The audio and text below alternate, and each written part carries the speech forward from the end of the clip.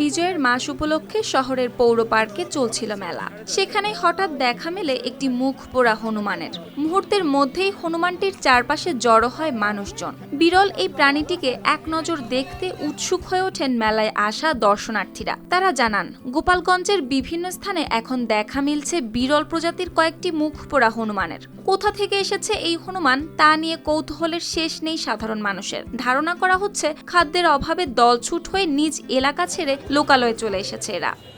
এই হনুমান এই প্রজাতিগুলো তো আসলে এরকম লোকালয়ে থাকার কথা না। এরা মূলত থাকবে বিভিন্ন জঙ্গলে বা বন বাদারে। আসলে মূলত এখন বিভিন্ন জঙ্গল বা বন বাদারে খাবারের অভাব বা সংকটের কারণে তারা এই লোকালয়ে খাবারের জন্য চলে আসে। মানুষের ভিড় দেখে প্রথমে কিছুটা সতর্ক থাকলেও পরে ধীরে ধীরে স্বাভাবিক হয়ে ওঠে প্রাণীটি।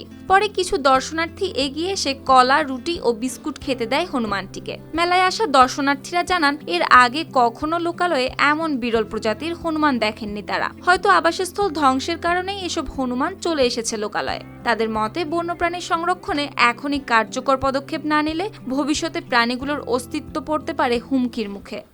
আমাদের এই যে প্রাকৃতিক দুর্যোগের কারণে, খাদ্য ঘাটতির কারণে জঙ্গলে যে যাবে, জঙ্গলে আপনার প্রাকৃতিক খাদ্যের অভাব থাকার কারণেই ওরা লোকালয়ে চলে আসতেছে। কারণ লোকালয় ওদেরকে কেউ আঘাতও করে না। ওদেরকে আরও দেখা যায় আপনার লোকালয় যে জনগণ বিভিন্ন লোকে বিভিন্ন খাবার দেয়, খাবারের চাহিদার কারণেই তারা লোকালয়ে চলে আসে। টানা তৃতীয়বার অর্জন করেছে দেশের সেরা সুপার ব্র্যান্ড স্বীকৃতি বসুন্ধরা টিস্যু। তো আমরা মনে করি যে বন বিভাগের উদ্যোগে এদেরকে আবার পুনরায় ধরে নিয়ে বনের পশু বনে নিয়ে রাখাটাই ভালো। আর বাইরে এরা আসলে এদের সবসময় এরা জীবন ঝুঁকির উপর নিয়ে চলে, কারণ এরাই যে লোকালয় থাকে, কখন কে তাকে আঘাত করবে, কোথায় থাকবে। এদিকে বন বিভাগ জানিয়েছে, লোকালয়ে আসা হনুমানগুলোকে উদ্ধার করে নিরাপদ আবাসস্থলে পাঠানো প্রয়োজন। তবে তাৎক্ষণিক ব্যবস্থা নেওয়া সম্ভব হচ্ছে না লোকবল ও সরঞ্জাম সংকটের কারণে। তাই পর্যবেক্ষণ করা হচ্ছে পরিস্থিতি। কোনো সময় কোনো যাত্রীবাহী বা পণ্যবাহী গাড়িতে করে গাড়ির উপরে বসে থাকে, গাড়ি চলাচল শুরু করে দিয়েছে, ও আর নামতে পারছে না।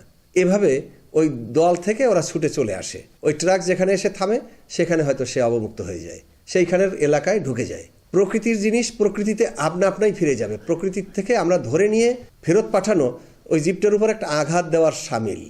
কারণ ধরতে গেলে অনেক কিছুর প্রয়োজন, ওকে অবশ করা দরকার, বা তার অ্যাপারেটাস আমাদের সমস্ত লেভেলে নাই।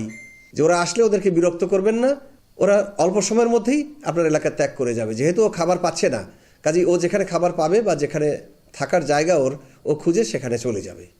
তবে পরিবেশবিদদের মতে, এখনই যদি বন ও প্রাকৃতিক আবাসস্থল রক্ষায় কার্যকর উদ্যোগ না নেওয়া হয়, তাহলে ভবিষ্যতে কেবল বইয়ের পাতায় থেকে যাবে এসব বন্যপ্রাণীর জীবনী। News desk, RTV।